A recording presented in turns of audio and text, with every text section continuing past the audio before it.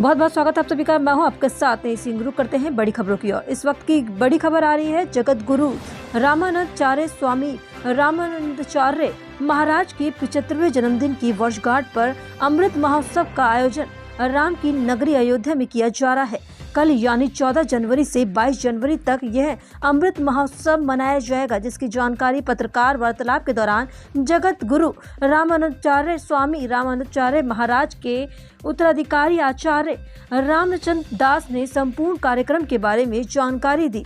वहीं आपको बताते चले कि उत्तराधिकारी आचार्य रामचंद्र दास ने बताया कि इस अमृत महोत्सव का आयोजन स्थित भक्तमाला की बगिया में निर्मित विशाल यज्ञशाला में 1008 कुंड यज्ञ का आयोजित किया जाएगा। साथ ही 1200 ब्राह्मण के सहयोग से हवन किया जाएगा। राम मंदिर के उद्घाटन के अवसर पर यज्ञ की पूर्ण आहुति होगी। उन्होंने यह भी बताया कि रामानंदाचार्य स्वामी रामानंदाचार्य महाराज जी की कथा का आनंद भी भक्तगण को कर सकेंगे। वहीं बताया देश के प्रसिद्ध कला साधकों द्वारा प्रतिदिन 2 चरणों में सांस्कृतिक कार्यक्रम भी प्रस्तुत किए जाएंगे।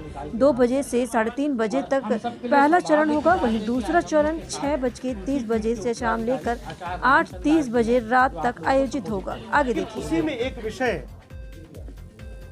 जब यह मुकदमा रामलला का माननीय उच्च न्यायालय के समक्ष आया और उच्च न्यायालय ने पूज्य संतों को आमंत्रित किया कि तार्किक आधार पर हिंदू धर्म के ग्रंथों के आधार पर हम कैसे सिद्ध करेंगे कि यह विवादित भूमि रामलला की जन्मभूमि है।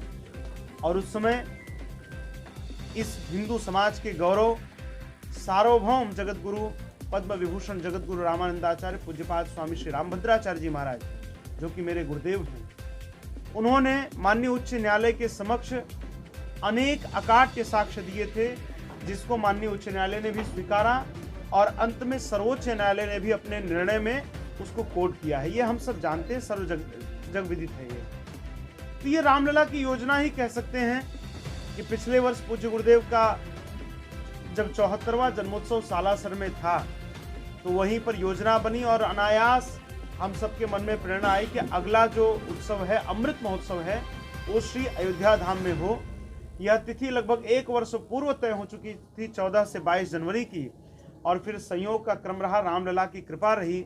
राम जी का स्वभाव है राम सदा सेवक रुचि राखी। राम जी अपने भक्तों की रुचि की रक्षा करते हैं।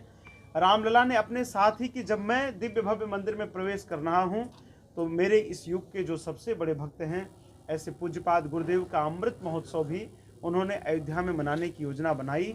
और आज अमृत महोत्सव का इतना दिव्य भव्य आयोजन हो रहा है, ये आप सब देख पा रहे हैं। यहाँ पर 1008 कुंडीय श्री हनुमान महायज्ञ हो रहा है। आप जानते हैं, हम अपने घरों में, परिवार में, अपने समाज में अनेक अनुष्ठान करते हैं, लेकिन वह कहीं ना कहीं हमारे अपने लाभ के लिए होता है, या तो धन के लाभ के लिए, या अपनी विजय के लिए, या अपनी यश कीर्ति वैभव की वृद्धि के लिए। लेकिन यह अनुष्ठान इतना निर्मल हो रहा है, इतना पावन हो रहा है गुरुदेव के सानिध्य में। इस अनुष्ठान का उद्देश्य केवल और केवल पाक अधिकृत कश्मीर की पुनः प्राप्ति है। इस मनोरथ के साथ यह दिव्य अनुष्ठान हो रहा है, जहाँ पर हजारों की श्रृंखला में हमारे वैदिक विद्वान बैठ करके और पूज्य गुरुदेव के हजारों शिष्यों के साथ 1.25 करोड़ से अधिक आहुतियाँ श्री हनुमान जी महाराज की प्रसन्नता के लिए समर्पित करेंगे। गुरुदेव का ऐसा भाव है कि जब हनुमान जी महाराज बिना बीजा के लंका में जाकर जानकी जी की सुधि लेकर आ सकते हैं, तो प्रत्येक भारतवासी बिना बीजा के पाक अधिकृत कश्मीर जा सके। इसी मनोरथ के साथ यह यज्ञ हो रहा है। आप जानते हैं, पूरे रामायण काल में भगवान श्री राम ने अपने प्रत्येक कार्यों के लिए जिन्हें निमित्त बनाए, वो श्री हनुमान जी महाराज हैं। ये अयोध्या की धरा है। यहाँ जब भगवान वनवास काल से लौट कर आए, तो उन्होंने भरत जी से एक बात कही, जो हम सब जानते हैं। उन्होंने इसी अयोध्या में कहा कि भरत से तो उऋण हो सकता हूँ, लेकिन हनुमान जी महाराज के उपकारों से उऋण नहीं हो सकता। और उसी का परिणाम है कि अयोध्या जी में भगवान ने अपने से भी ऊंचा स्थान यदि किसी को दिया है, तो श्री हनुमान जी महाराज को दिया। इसलिए हनुमानगढ़ी में हनुमान जी महाराज विराजमान हैं।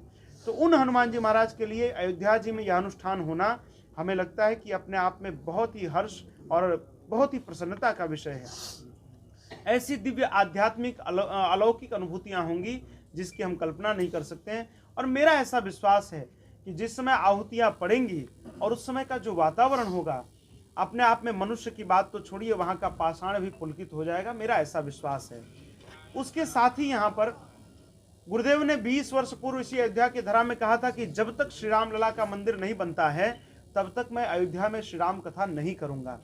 और लगभग 7 वर्ष पूर्व जब यहाँ पर आंदोलन हुआ तब भी गुरु जी ने कहा था पूज्य महंत श्री नृत्य गोपाल दास जी महाराज को कि महाराज जी, मैं आपको विश्वास दिलाता हूँ, आपकी कई पीढ़ियां चली गई जिन्होंने मंदिर का केवल सपना देखा, लेकिन मैं अपनी तपस्या के बल पर आपको विश्वास दिलाता हूं कि हम आपको दिव्य भव्य मंदिर दिखाएंगे और उनका वचन ये सिद्ध होने जा रहा है।